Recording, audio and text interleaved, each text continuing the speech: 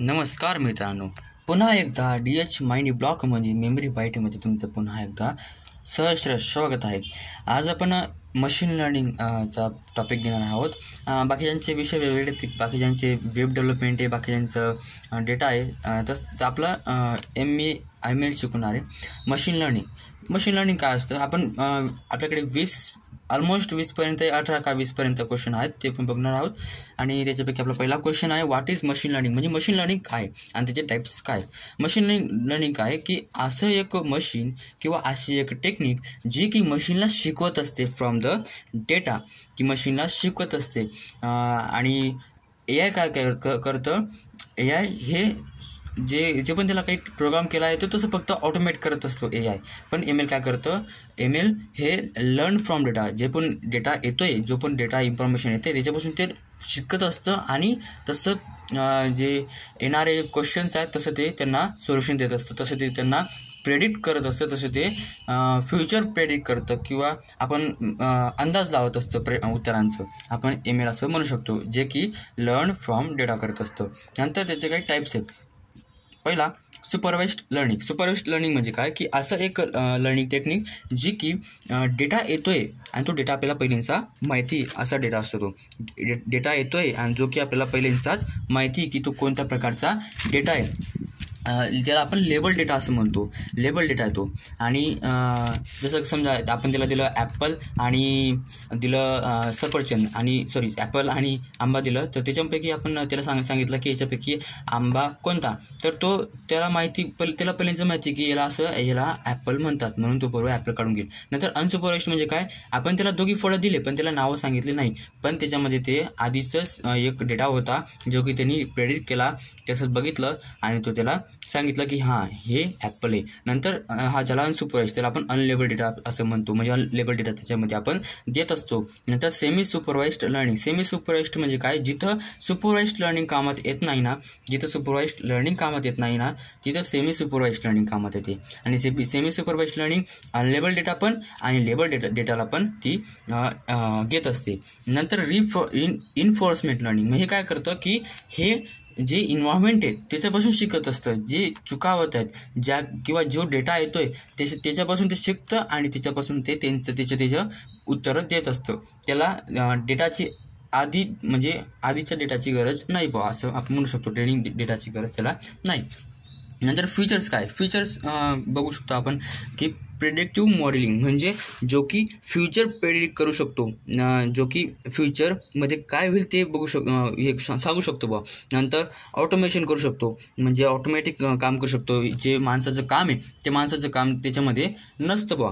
नंतर आपण बघू शकतो स्केलेबिलिटी, म्हणजे ते कुठं पण स्केल होऊन जातं, लार्ज अमाऊंट ऑफ डेटा ते हँडल करू शकतं. नंतर जनरलायझेशन म्हणजे ते मोठे डेटाचे पॅटर्न्स ते आयडेंटिफाय करू शकतं आणि त्याला ते ॲनालाइज करू शकतं आणि त्याच्यावरनं ते प्रेडिक्ट फ्युचर करू शकतं. नंतर ॲडॅप्टिव्हनेस म्हणजेच कंटिन्युअसली लर्न फ्रॉम डेटा आणि ॲडजस्ट टू न्यू डेटा. म्हणजेच ॲडॅप्टिव्हनेस म्हणजे काय की नवीन डेटा तो घेत असतो आणि नवीन डेटा घेण्याची त्याच्यामध्ये क्षमता असते आणि त्याच्यापासून तो शिकत असतो. नंतर असतं एनहान्स ऑटोमेशन, म्हणजे ऑटोमेशन पहिले पाहिलं, आणि एनहान्स ऑटोमेशन म्हणजेच तेच आहे जे की मोठ्या टास्कसाठी वापरलं जातं. एनहान्स ऑटोमेशन केलं जातं. नंतर मोर इंडिव्हिज्युअलाइज एक्सपिरियन्स, म्हणजेच जो पण एक्सपिरियन्स येतोय, जो पण तो उत्तर देतोय, जो पण utilize massive amount of data, म्हणजे जो पण डेटा येतो त्याच्याकडे मोठा त्याच्यापासून तो एक्सपिरियन्स घेत असतो आणि त्याच्यापासून तो शिकत असतो.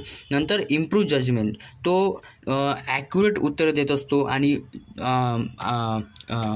म्हणजे कम्पेअर्ड दॅन आपण जर त्याच्या आधीचे उत्तराचं कम्पेअर केलं आणि आताचं उत्तर कम्पेअर केलं तर तो चांगलं ॲक्युरेट उत्तर देईल फ्रॉम द डेटा त्यांनी ते शिकून घेतलेलं असतं, एक्सपिरियन्स त्याने घेऊन घेतलेला असतो. असे ते फीचर्स आहेत. नंतर आपण बघू शकतो की डेटा सेट्स आणि टाईप्स ऑफ डेटा सेट्स म्हणजे काय की स्ट्रक्चर कलेक्शन ऑफ डेटा, म्हणजे स्ट्रक्चर कलेक्शन असतं ते डेटाचं, जे की मॉडेलसाठी ट्रेन करण्यासाठी वापरलं जातं.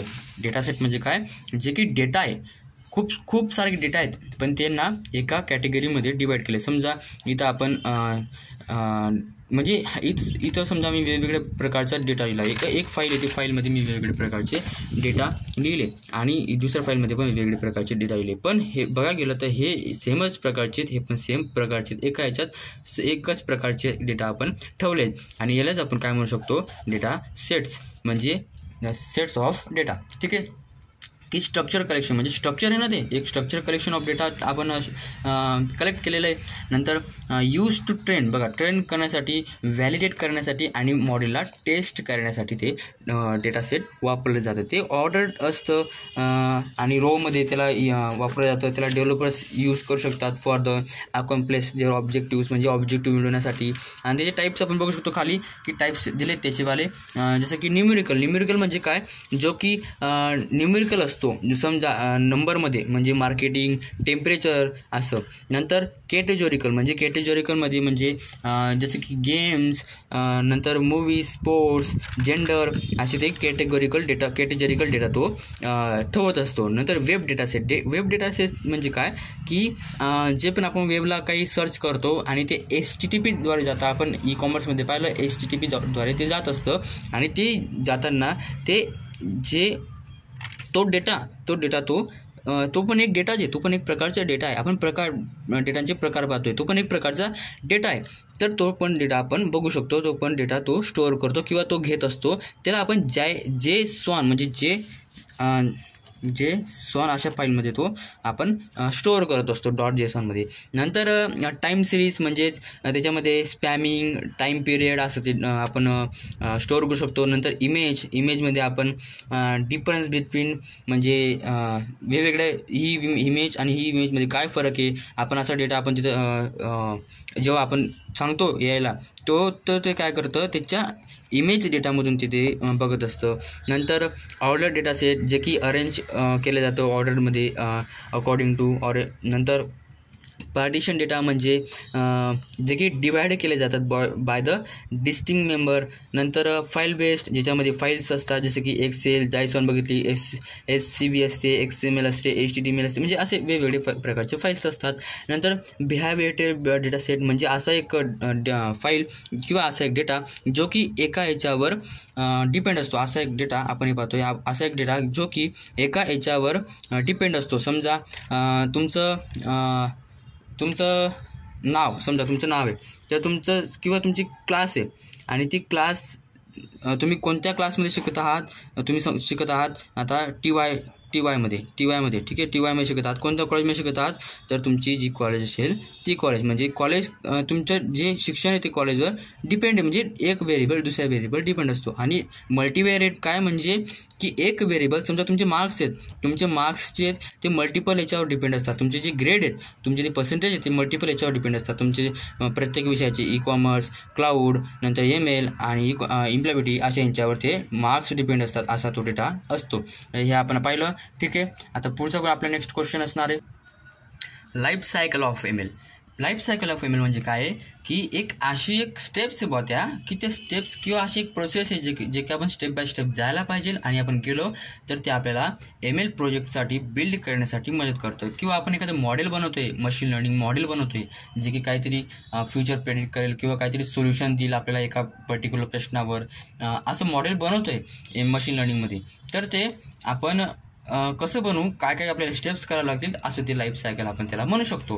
पहिले एक सुरुवातीला म्हणजे मेन काय टॉपिक, पहिला टॉपिक काय आहे, की डेटा गॅदरिंग. म्हणजे आपल्याला पहिले हे डेटा गॅदर करावं लागेल, म्हणजे वेगवेगळे प्रकारचे डेटा गॅदर करावं लागेल. का कारण जे मशीन लर्निंग आहे ते लर्न फ्रॉम डेटा करत असते. मशीन लर्निंग जे डेटापासून ते शिकत असतं, म्हणून सुरुवातीला आपल्याला डेटा कलेक्ट करावं लागेल त्याला शिकवण्यासाठी. मग डेटा गॅदरिंग डेटामध्ये जसं की कुठून पण सगळ्या ठिकाणून आपल्याला डेटा आणायचा आहे, वेगवेगळे सोर्सपासून आपल्याला डेटा आणायचा आहे. इंटरनेट असो, डिव्हायसेस असो, कुठलं पण असो, किती पण मोठा डेटा असो, ते आणायचं आहे आपल्याला. आणि तुम्हाला मल्टिपल सोर्सपासून तो डेटा आणावा लागेल, इन्फॉर्मेशन तुम्हाला आणावी लागेल. नंतर डेटा प्रिपरेशन म्हणजे काय, की तुम्हाला तो डेटा आणला गेला. आता काय करायचं की process of organising our data and getting it ready. तुम्ही जो डेटा आणला आहे त्याला प्रोसेस करायचं, त्याला प्रिपेअर करायचं फॉर द ॲनालिसिस, आणि त्याला प्रोसेस केला गेल्यानंतर म्हणजे प्रोसेस करायचं फॉर द डेटा जो आहे तो आता तयार होऊन जाईल. डेटाला प्रोसेस करायचं. डेटाला प्रोसेस केला गेल्यानंतर त्याला काय करायचं की डेटा प्रोसेसमध्ये काय येईल की जसं की आपण इन्व्हेस्टिगेशन करतो, डेटा प्रिपरेशन करतो, प्री प्रोसेसिंग आपण पुढे पाहू काय प्री प्रोसेसिंग करतो, असं ते डेटा प्रिपरेशनमध्ये येईल. नंतर डेटा व्रँगलिंगमध्ये काय, व्रँगलिंग आपण प्रिपरेशन तर केलं, मग व्रँगलिंग म्हणजे डेटा आता क्लीन करायचा आहे आपल्याला. डेटा इथं काय केला आपण डेटाला प्रिपेअर केला आपण ॲनालिसिससाठी. आता इथं काय करायचं तर क्लीन करायचे. डेटा प्रिपेअर केला आपण की जो पण इन्फॉर्मेशन आपण आणली होती ती आपण एक म्हणजे ऑर्डरमध्ये लावून दिली, स्ट्रक्चरमध्ये लावून दिली. हां ठीक आहे, हे टाईप्स आहेत, इतके आपल्याकडे इन्फॉर्मेशन आहेत. आता व्रँगलिंग म्हणजे क्लीन करायचं. जे इम्पॉर्टंट डेटा नाहीत ना, जे आपल्याला लागणार नाहीत मशीन लर्निंग मॉडेलसाठी, ज्याच्यामुळे कन्फ्यूज होणार नाही मशीन लर्निंग तो डेटामुळे, जसं की इरर्स असतात, इश्यूज असतात किंवा इनकम्प्लीट डेटा असतो, अपुरा डेटा असतो. तसं ते आपण समजा इथं अपूर्ण डेटा आहे तर तो आपण काढून टाकायचा. तो काढून टाकला, इथून काढून टाकला म्हणजे डेटा आपण काय करतोय आता व्रँगलिंगमध्ये डेटाला क्लीन करतोय. Cleaning and transforming unprocessed data into format. एका फॉर्मॅटमध्ये त्याला आपण आणत असतो. जसं बघा मी सांगितलं मिसिंग व्हॅल्यूज असतात, डुप्लिकेट डेटा असतो, कुठं इनव्हॅलिड डेटा असतो, नॉईज असतात, असं तो डेटा असतो. नंतर याच्यासाठी आपण अल्गोरिदम वापरू शकतो डेटा क्लीन करण्यासाठी. नंतर ॲनालाइज डेटा म्हणजेच डेटाला आता ॲनालाइज करायचं.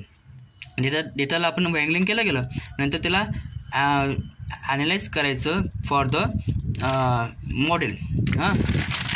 क्लीन तो झाला, नंतर त्याला ॲनालाइज केलं गेलं, त्याला choice of analytical methods, constructive model, आणि त्याला आपण क्लासिफिकेशन, रिग्रेशन, क्लस्टरिंग जे आहेत अल्गोरिदम ते आपण त्याच्यात वापरू शकतो. ठीक आहे, ते आपण त्याच्यात वापरू शकतो. नंतर ट्रेन मॉडेल. आता सगळं आपण अल्गोरिदम पण चूज केला की ॲनालिसिसमध्ये आपण अल्गोरिदम चूज केला डेटावर की आपण कोणता अल्गोरिदम वापरू शकतो. अल्गोरिदम आपण पुढे पाहू काय असतात. अल्गोरिदम चूज केला गेला, आता ट्रेन मॉडेल. आता ते मॉडेलला ट्रेन करायचं. मॉडेल ते कारण त्याची जी परफॉर्मन्स आहे ती इन्क्रीज व्हायला पाहिजे, जी तो सोल्युशन देतो आहे ते चांगलं द्यायला पाहिजे त्यांनी, म्हणून आपण मॉडेलला ट्रेन करत असतो आणि आपण त्याच्यामध्ये वेगवेगळे प्रकारचे अल्गोरिदम्स वापरत असतो. नंतर टेस्ट मॉडेल. आता मॉडेल ट्रेन केलं गेलं, नंतर मग मॉडेलला टेस्ट करायचं, ते चांगलं काम करतं आहे का, जे पण आपण डेटा देतो आहे त्याच्यावरती चांगलं सोल्युशन देतं आहे का, ॲक्युरेटली प्रेझेंट डेटा करतं आहे का, जे नंतर हे बघितलं गेलं. नंतर डिप्लॉय करून द्यायचं, त्याला डिप्लॉय केलं गेलं. डिप्लॉय म्हणजेच की ते इन्स्टॉल केलं गेलं इम्प्लिमेंट केलं गेलं त्याला आपल्या सिस्टममध्ये, त्याला आपण डिप्लॉयमेंट असं म्हणत असतो. हे आपलं जे प्रोजेक्ट आहे मॉडेलिंगचा ML मशीन लर्निंग प्रोजेक्ट असतो तो आपण असा बनवू शकतो. नंतर आपला डेटा प्री प्रोसेसिंग म्हणजे काय की डेटा जो रॉ डेटा आहे त्याला आपण रेडी कसं करतो. आपण प्रिपरेशनमध्ये पाहिलं की प्रिपरेशन काय असतं, त्याच्यामध्येच प्री प्रोसेसिंग आपण बघतो. गेटिंग रॉ डेटा रेडी म्हणजे जो रॉ डेटा असतो आपल्याकडे आलेला, जो पण आपण गॅदर केलेला आहे त्या गॅदर डेटाला आपण रेडी कसं करतो ते डेटा प्री प्रोसेसिंगमध्ये आपण पाहत असतो. तर त्याच्या काही स्टेप्स आहेत बघा. त्याचे नीड्स काय आहेत की इरर्स असतात डेटामध्ये, त्याला आपल्याला क्लीन आणि प्रिपेअर करावं लागतं. नंतर कारण ॲक्युरसी आणि इफिशियन्सी वाढते प्री प्रोसेसिंग केल्यामुळे. त्याचे काही स्टेप्स आहेत जसे की तुम्हाला सुरुवातीला मेन पॉईंट म्हणजे गेटिंग डेटा. तुम्हाला डेटा जो आहे तो गेट करावा लागेल. नंतर तुम्हाला तुम्ही डेटा वेगवेगळ्या सोर्समधून मिळवला, नंतर तुम्हाला त्याच्या लायब्ररीज इम्पोर्ट करावं लागतील, जसं की NumPy, वेगवेगळ्या प्रकारचे मॉटप्लॅटलिब असं नावाचं लायब्ररीज असतात जे की इन्स्टॉल करून तुम्ही डेटा चांगला प्रिप्रोसेस करू शकतात. नंतर इम्पोर्टिंग डेटा सेट्स. आता तुमचं सगळं दोघी झाले, नंतर तुम्ही डेटा सेट जो तुम्ही गॅदर केला आहे त्याला इम्पोर्ट करून टाकायचं त्याच्यामध्ये आणि त्याला प्रोसेस करायचं. मग नंतर त्याच्यानंतर तुमची नेक्स्ट स्टेप आहे की फाइंडिंग मिसिंग डेटा. आता काय करायचं की ज्या मिसिंग डेटा असतो तो मिसिंग डेटाला फाइंड करायचा. जसं की तुमच्या डेटाचं म्हणजे ज्या इश्यूज आहेत, ज्या पण मिसिंग व्हॅल्यूज आहेत किंवा डुप्लिकेट डेटा आहे असं तुम्ही त्याच्यात बघू शकतात, ते फाइंडिंग करायचं नंतर एन्कोडिंग कॅटेगरिकल डेटा म्हणजेच तुमचे जे कॅटेगरिकल डेटा आहे त्याला एन्कोड करायचं. म्हणजे वेगवेगळे म्हणजे कोड्स आपल्याला जो डेटा समजत नाही किंवा मॉडेलला समजत नाही तर त्याला चांगल्या फॉर्मॅटमध्ये त्याला आणण्याचा प्रयत्न करायचा. नंतर splitting data sets into training and test model. म्हणजे जो पण डेटा आलेला असतो आपल्याकडे त्याला सेपरेट करायचं टेस्ट सेटमध्ये आणि ट्रेनिंग सेटमध्ये. ती इम्पॉर्टंट पेज आहे आणि याच्यामुळे काय होतं की परफॉर्मन्स चांगला इम्प्रूव्ह होत असतो. नंतर नेक्स्ट पॉईंट आहे आपला फीचर सिलेक्शन. फीचर सिलेक्शन काय करत असतं की ते डेटाला म्हणजे चांगलं बनवतं आणि मॉडेलला चांगलं बनवतं आणि त्याच्यामुळे जो इंडिपेंडेंट व्हेरिएबल किंवा डिपेंडेंट व्हेरिएबल्स असतात त्याच्यामध्ये आपल्याला चांगलं ते कळायला लागून जातं. त्याच्यामुळे सेम रेंज स्केल आपल्याला कळायला लागून जाते असं ते होत असतं. इथे स्टेप्स आठवून ठेवायचे आणि इथं आपण थांबू आणि पुढच्या भागात आपण पार्ट 2 पाहू. आणि तुम्हाला पुढचा भाग पाहायचा असेल तर माझ्या चॅनलला सबस्क्राईब करा. धन्यवाद.